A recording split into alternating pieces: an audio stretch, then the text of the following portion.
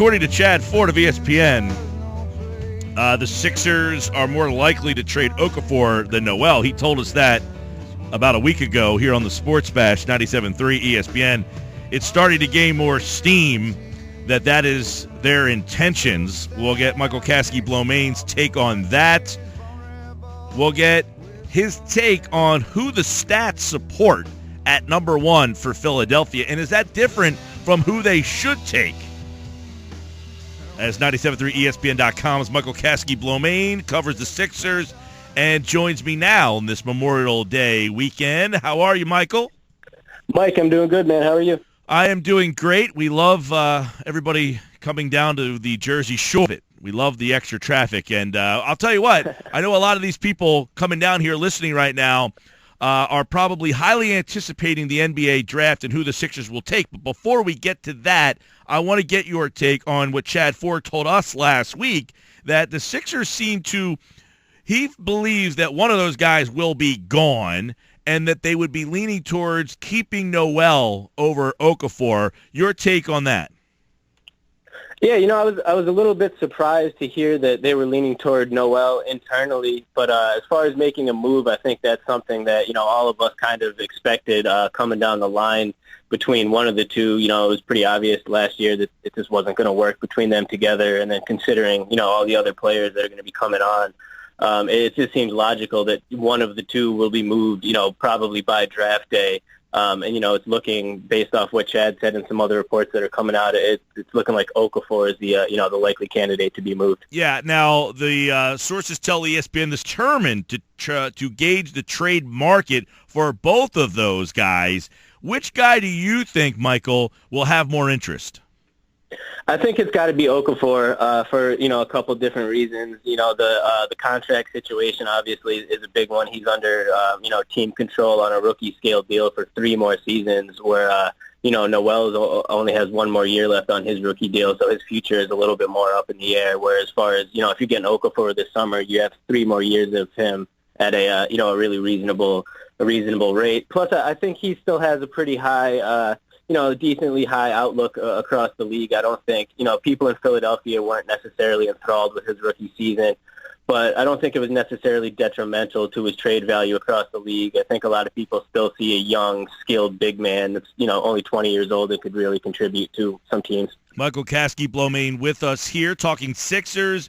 Jerry Colangelo told Bleacher Report NBA Radio last week that everyone is thinking about winning, as opposed to prolonging the rebuilding process. Now, fans of the process might shriek and say, wait a second, is that an outline to getting back to the middle there, and something he has said they want to try to avoid, getting back to middle ground.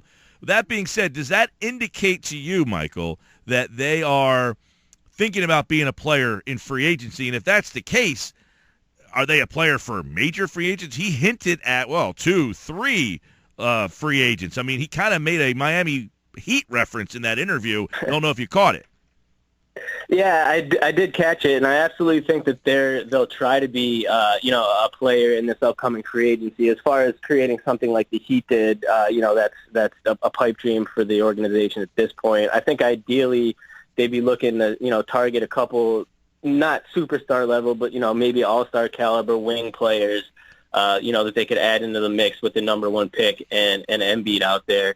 It's not necessarily a bad thing that the Colangelos are focusing on winning. I think a lot of people, Hinkie would have kind of turned the corner this summer also. It was just the way that the process was going. I think this summer was going to be a turning point where, the focus was kind of going to shift from the rebuilding to building back up anyway. So hearing him say that isn't necessarily a bad thing. It just depends on, how he acts on it. I want to bring back Okafor real fast because Chad Ford said if a Boston deal was on the table, that's the one that seems to be talked about a lot because at the trade deadline, there was some talk that Boston and Philadelphia had some discussion about Okafor. Now knowing they have the 3rd pick, if that deal's on the table, he said he'd do it tomorrow, immediately, if he's Philadelphia. How about you?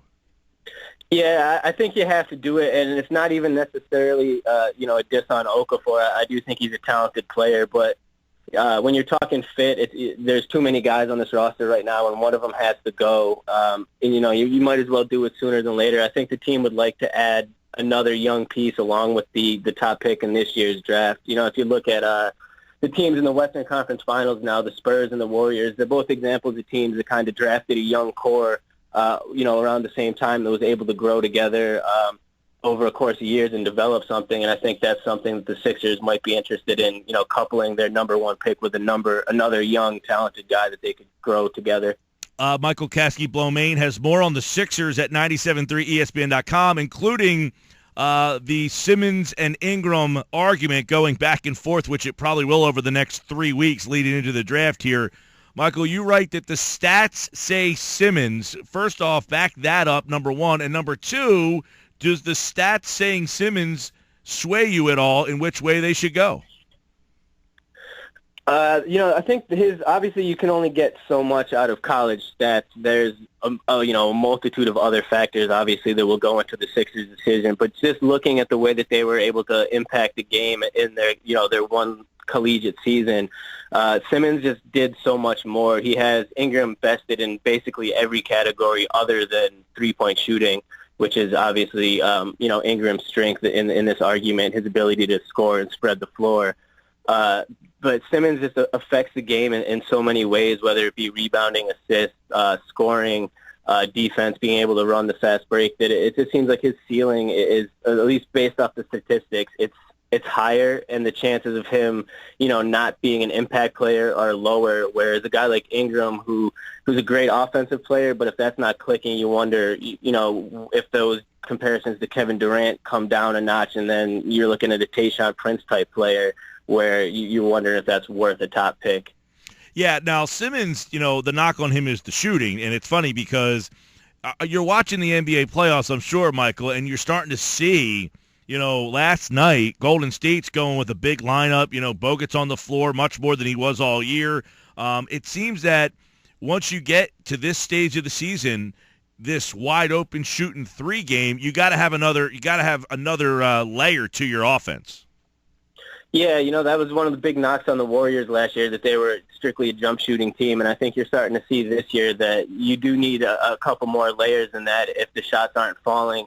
And I think with Simmons, one thing that's an important distinction that a lot of people have pointed out about his shooting, he didn't do it much in college, but his form, it's not necessarily broken. His shot doesn't look bad. It's not a bad stroke. Some of the videos that have been coming out of him working out so far leading up to the draft show him, pulling up, even being able to hit threes. So the form's there. It's not like a Michael Carter-Williams situation where there was doubts to, where he couldn't necessarily shoot mechanically.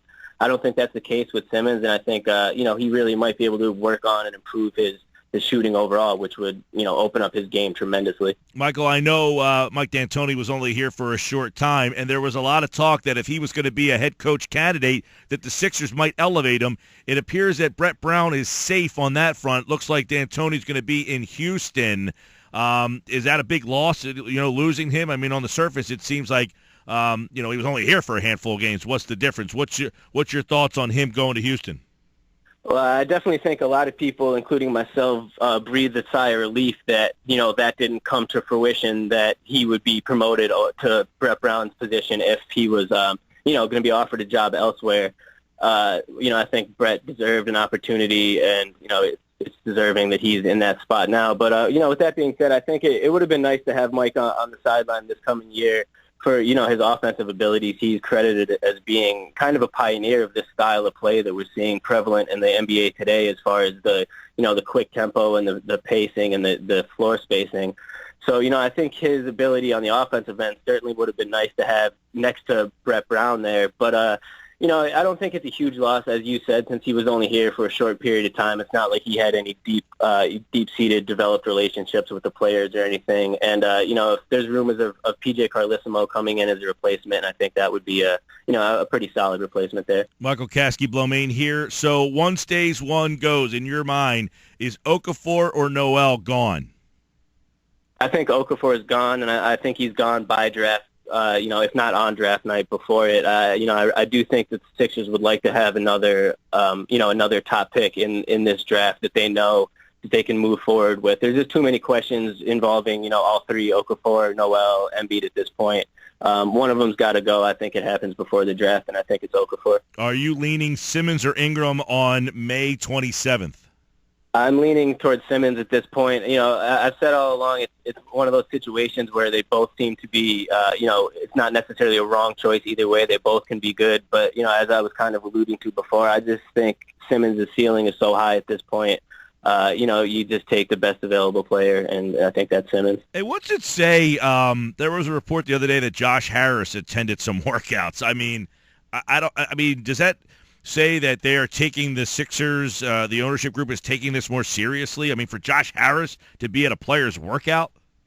Yeah, that's definitely a little bit interesting. I don't think we've seen him do something like that before. You'd hope that either that he's looking to get more involved or at least publicly get himself out there. I think they took a little bit of a backlash, obviously, with the way that Hinkie left the team. So, I think it can't hurt for him to be a little bit more, present, at least in the process going forward. All right, who's playing in the NBA Finals, Michael? I got the Thunder and the Cavs.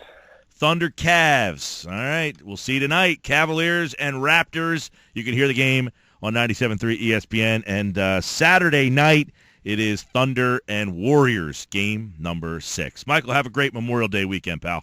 Thanks, Mike. You too.